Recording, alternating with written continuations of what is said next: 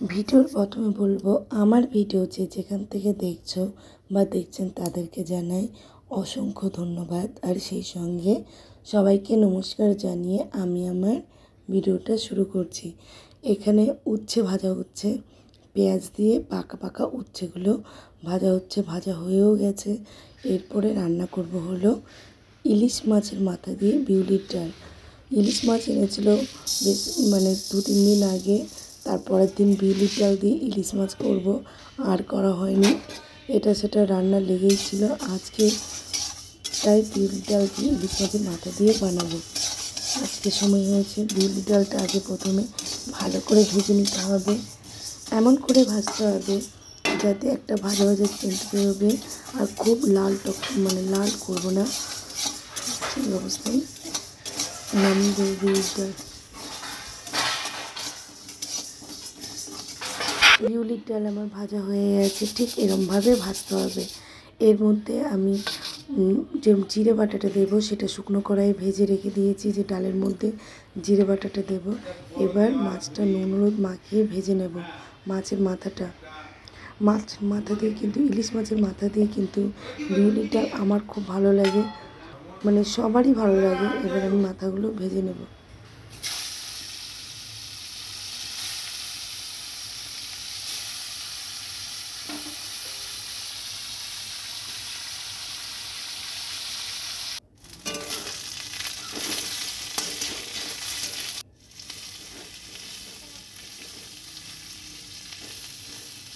মাছের মাথাগুলো ভাজা হয়ে গেছে, এবার নামিয়ে নেব। আর বিউলির ডালের সঙ্গে আমি অল্প পরিমাণে মটর ডাল দিয়েছি, সেটা ভালো করে ধুয়ে নিয়ে এবার প্রেসারে সেদ্ধ করতে বসাবো। দিয়ে দেবো জল, এবার ঢাকনা আটকিয়ে সেদ্ধ করতে বসাতে দেবো। এদিকে মাছের মাথাগুলো ভাজা হয়ে গেছে, এবার আমি বেগুনগুলো ভেজে নেব। বেগুন ভাজার জন্য নুন আর হলুদ দিয়ে বেগুনটা ভালো করে মেখে নিতে হবে। মেখে নেওয়ার দরকার নেই, হাতে দেওয়ার দরকার নেই, মাখা হয়ে যাবে। কারণ গামলাটা একটু নাচিয়ে নাচিয়ে নিলেই মাখা হয়ে যাবে। হাত না দিয়েই নুন হলুদ মাখানো হয়ে যাচ্ছে। ঠিক এরম করে বারবার ঘুরিয়ে ঘুরিয়ে নাচাতে হবে। তো মাখানো হয়ে গেছে, এবারে ভেজে নেব। কড়াইতে দিয়ে দেবো সাদা তেল, তেলটা ভালো করে গরম করে নেব।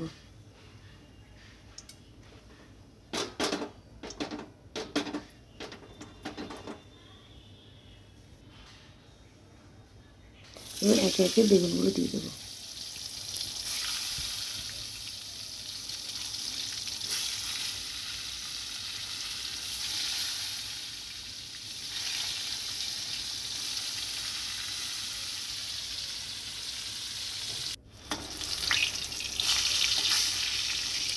বেগুন ভাজাগুলো এক পিঠ হয়ে গেছে, আরেক পিঠ উল্টে নিচ্ছি।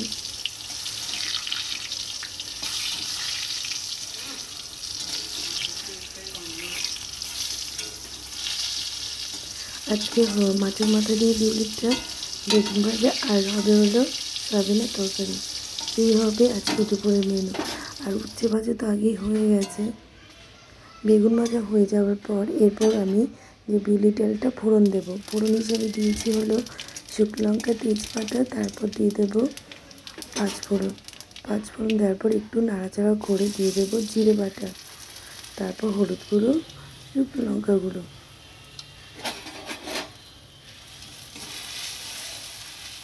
আবার নেড়েচেড়ে নিচ্ছি।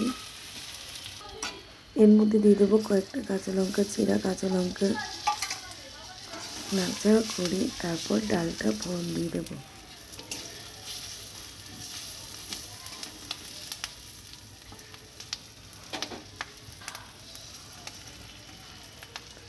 ও এর মধ্যে দিতে হবে মাছের ভেজে রাখা মাছের মাথাগুলো।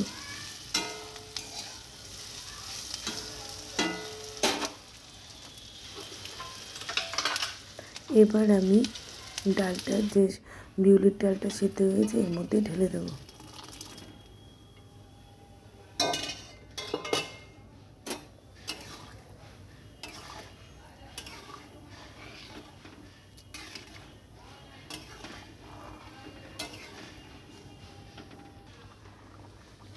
ডালটা ফুটে উঠেছে, ডাল হয়ে গেছে। আর নুন দেবো একটু স্বাদ মতো, এর মধ্যে দিতে হবে নুন। নুন দেওয়ার পর আবার একটু নাড়াচাড়া করে নিচ্ছি।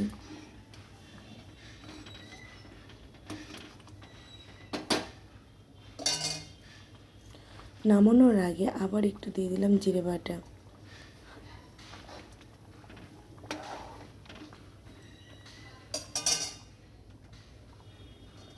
ইলিশ মাছের মাথা দিয়ে বিল টাল হয়ে গেছে, এবার আমি এটা নামিয়ে নেব।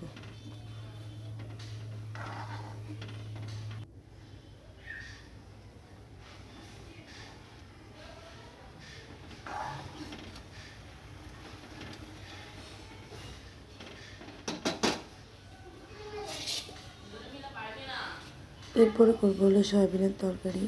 সয়াবিন করার জন্য প্রথমে সয়াবিন আর ডিম একসঙ্গে আজকে বানাবো। সয়াবিনের ঝোলে 4টে ডিম দিয়ে দেবো। প্রথমে জিরে ফোড়ন দিয়ে এরপর আলুগুলো ভেজে নেব।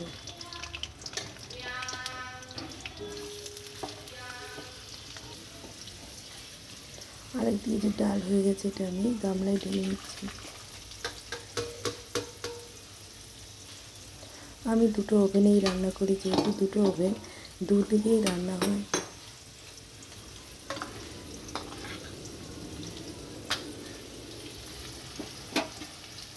আলুগুলো ভাজা হোক ততক্ষণে আমি আদা রসুন পেঁয়াজটা কেটে নিই। সোয়াবিনের মশলা আর জিরে বাটা তো আছে, জিরে বাটা, আদা রসুন বাটা আর গরম মশলা বাটা।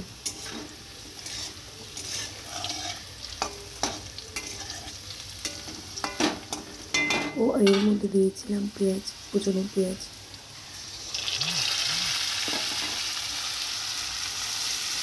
দিয়ে দিলাম আদা রসুন বাটা, দেওয়ার পর আবার ভালো করে কষিয়ে নেব।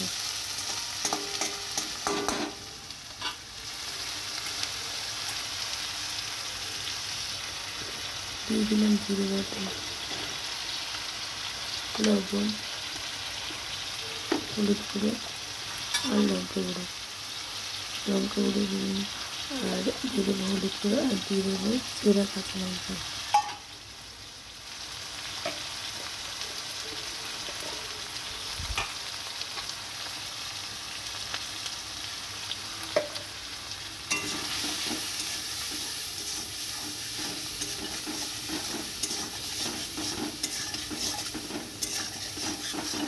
যখন রান্না করছি বৃষ্টি চলে এলো, রান্না করতে করতে বৃষ্টি খুব ঝেঁপে এবং জোরে জোরে বৃষ্টিটা হচ্ছে। হ্যাঁ দেবো। দেখো কি বৃষ্টি হচ্ছে।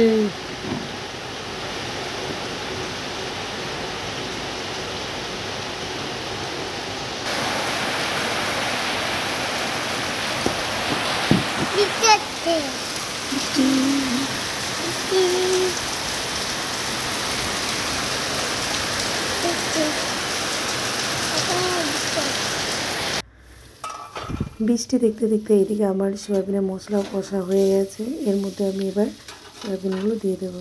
আর সয়াবিন কিন্তু ভালো করে ধুয়ে নিতে হয়।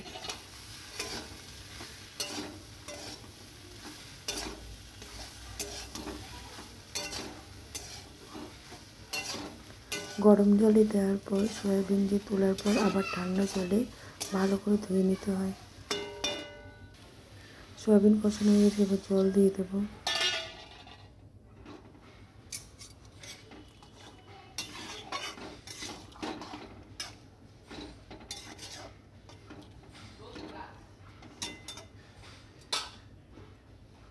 এবার ঢেকে দেবো ফুটে ওঠার জন্য।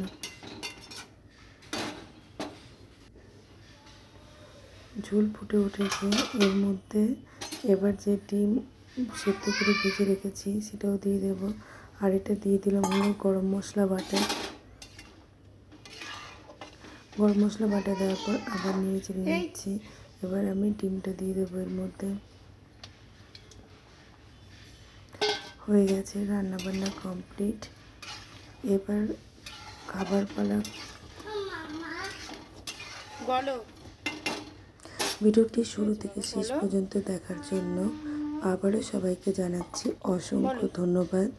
ভিডিও তোলার ক্ষেত্রে বা আমার কথাবার্তায় কোনো ভুল বা ত্রুটি থাকে তাহলে অবশ্যই ক্ষমা করে দেবেন।